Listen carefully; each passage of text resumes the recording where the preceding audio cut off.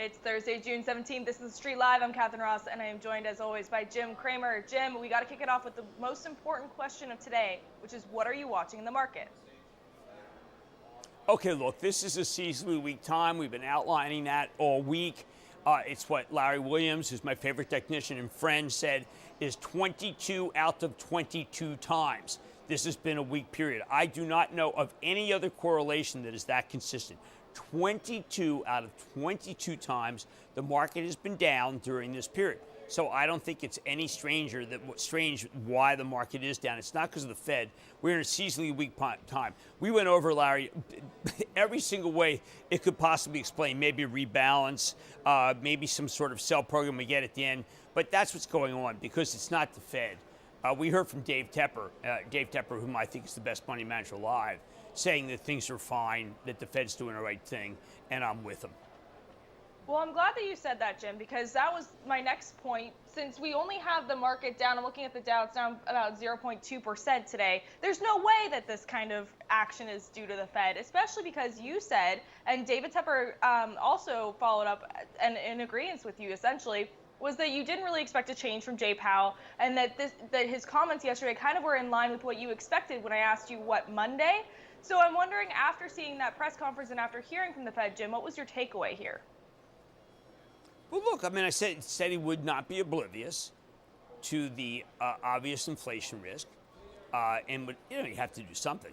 But he would also not be oblivious to his core belief that we have to have minorities. We have to have African American and Hispanics doing better, getting more jobs, and he is not going to get in the way of that.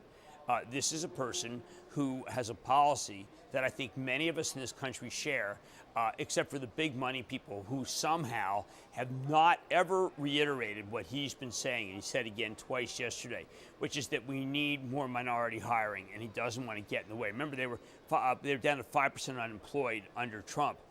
Why is this such a bad goal, given the fact that I think the majority of America, at least the people who voted for Biden, would agree with this goal? So I think it's time to be a little more realistic about who this Fed chairman is. He is not cut of the usual cloth. He is not trying to back the moneyed interests in this country. And I think it's about time we had a Fed chairman like this. Well, and when we look at inflation, which obviously was the concern running up to this Fed meeting, I think this ties directly into your mad dash this morning, which is Kroger, because we are starting to see some inflation impact retailers, grocery stores such as Kroger. But you think that Kroger actually benefits from this, and you actually think that people who are shorting or selling the stock are not doing their proper due diligence here? Well, I mean, I was just really pretty much parroting what Albertson said, which is that this kind of environment is actually the one you want when it comes to inflation.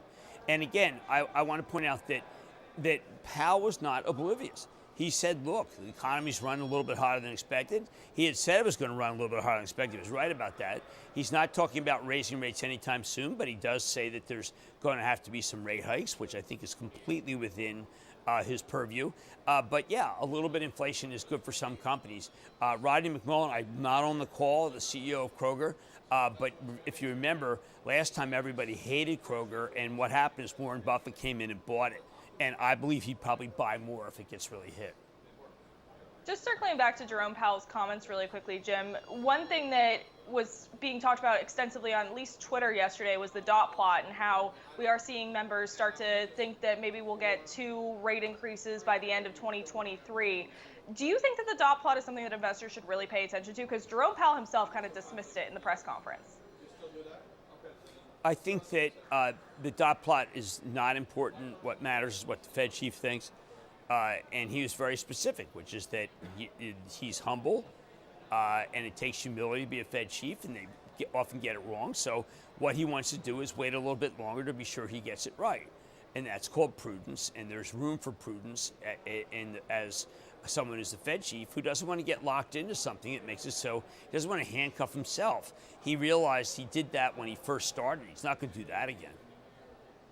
So let's switch over to talking about some Action Alerts Plus names. And the name that I'm eyeing right here is Ford, because they do see significantly better second quarter earnings. Now, you do have your Action Alerts Plus members only call shortly after this at 11:30 a.m. Eastern over on actionalertsplus.com. But both Ford and GM have said that they're going to post better than previously expected earnings when we do get these reports later this season. So have these names heated up too much for you to say buy here?